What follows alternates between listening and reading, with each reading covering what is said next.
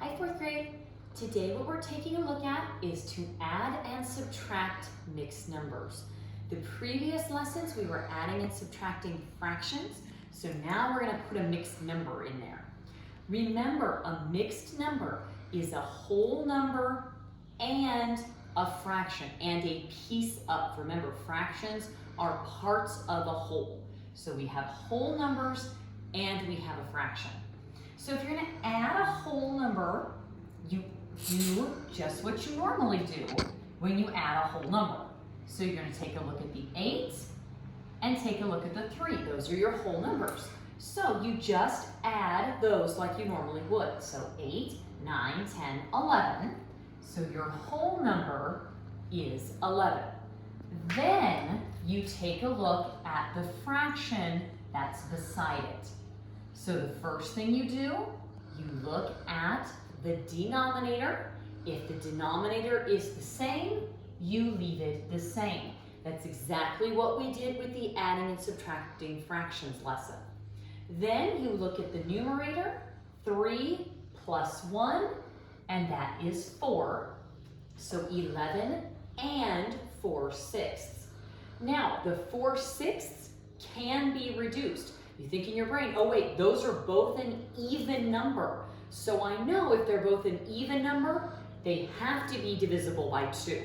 So I'm going to try 2 first thing, because I know that nothing times 6 is 4, and nothing times 4 is 6. So the 2 is the only one I'm going to be able to use. So 4 divided by 2 is 2. 6 divided by 2 is 3, and again, 3 times 2 is 6, 2 times 2 is 4. Division and multiplication are backward, remember. The whole number does not change, so it's still 11, and then your reduced fraction is 2/3. Remember, lowest terms, reducing the fraction, simplest form, it's all the same words for doing the one thing. Okay? All right, next one, I gave this one to you vertically, so you may see them horizontally, you may also see them vertically. Again, same thing, when you're adding whole numbers, you add this exactly like you would a regular whole number. So you kind of can ignore the fractions for the minute. So taking a look in my ones place, that's where we always start. So take the big number in your brain first, 8, 9, 10, 11, 12, 13, 14. But just like when you're adding whole numbers, you cannot put the whole number here. You have 4 1s and 1 10. So what you need to do is put the 4 1s here and carry over, regroup the 10 into the 10s column. So 5, 6, 7, and 1 more is 8. So my whole number is 84. Then I'm going to come over here and take a look at my fractions separately. The denominators are the same, so you leave the denominators alone. Just leave it. You only have 9 pieces, so leave the denominator. 2 plus 4 is 6, so you end up with 84 and 6/9.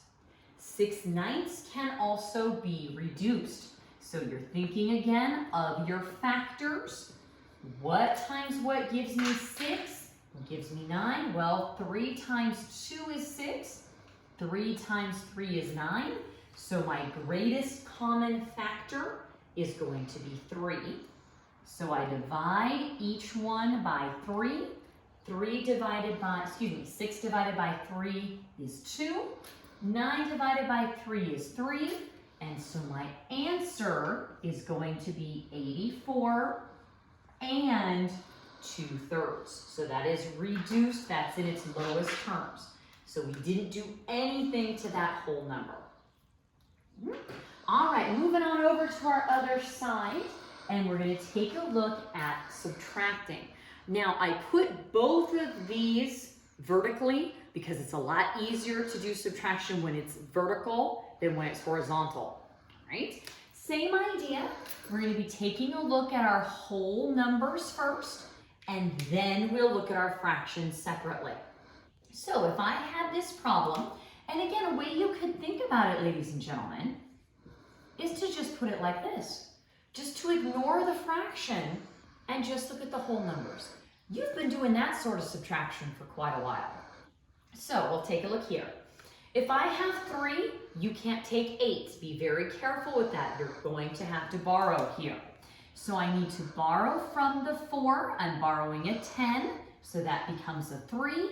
And the 10 that I borrowed comes over to the ones place. So if I have 13 now, you can take 8. So put the big number in your head, 8, 9, 10, 11, 12, 13, and count up to it. So I have 5 there. If I have 3 and you take 2, then that gives me 1 there. So I have 15 for my whole numbers. Then I'm going to take a look at the fractions. Take a look at the denominators first. They are the same, so the denominator stays the same. 3 minus 1 is 2. So 15 and 2/4.